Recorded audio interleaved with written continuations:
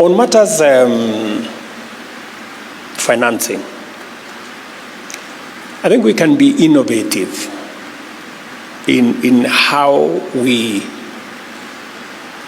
finance our organization. For example, let me give two examples. When we pushed the UN so that we passed this resolution 2719,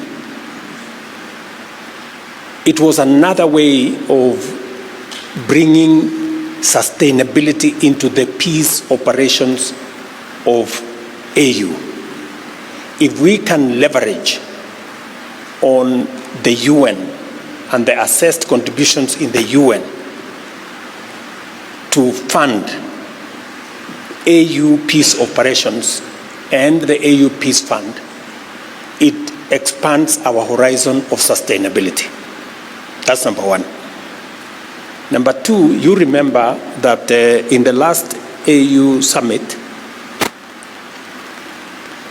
our African financial institutions, Afrexim Bank, Trade Development Bank, ATI, AFC, I think there are 7 different organizations. They came to see me in Nairobi and they told me, look, we are African institutions, but we are not recognized by the Africa Union.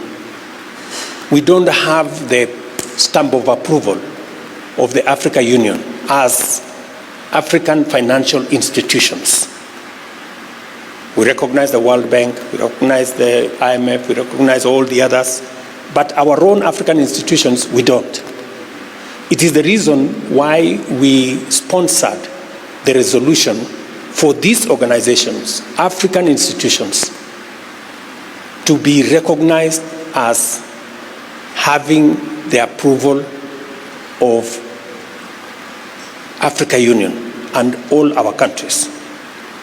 We have also made a decision as heads of state that we are going to buy more shares. Like, for example, Kenya, we are buying more shares in Afrexim, we are buying more shares in TDB, we're buying more shares because we need to support this institution because they support our economies.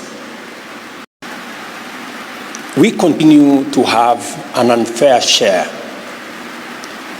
of instability, insecurity, and challenges in our continent, whether it is terrorism, conflict,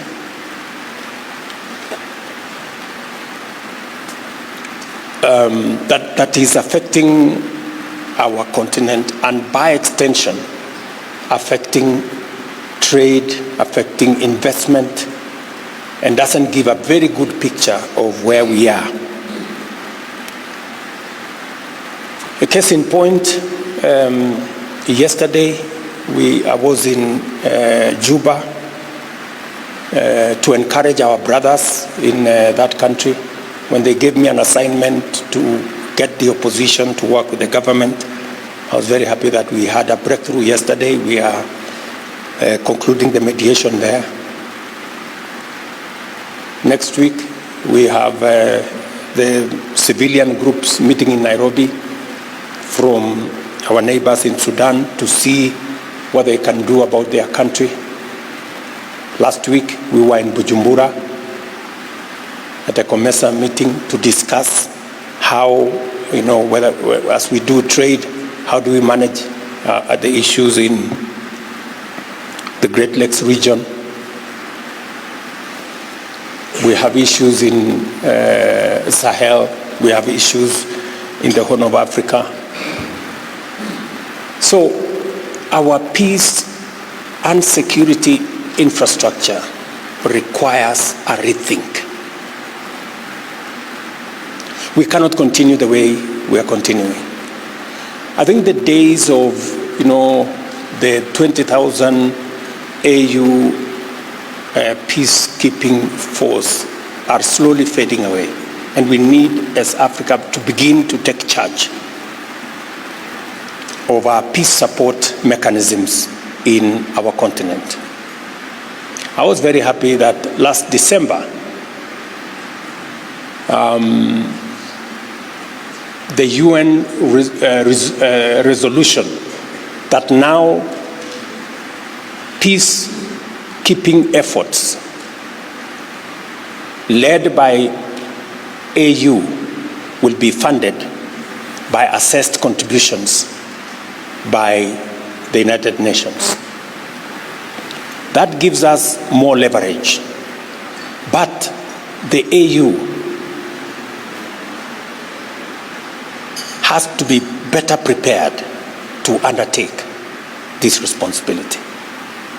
There is certainly a very big case for us to make in reorganizing the AU Peace and Security Council, including the Peace Fund, and make it much more sustainable, and see how we can have greater say in the stability of our continent, because it is necessary for us if we have to attract investment and if we have to do trade. We have to stabilize, and there must be peace and security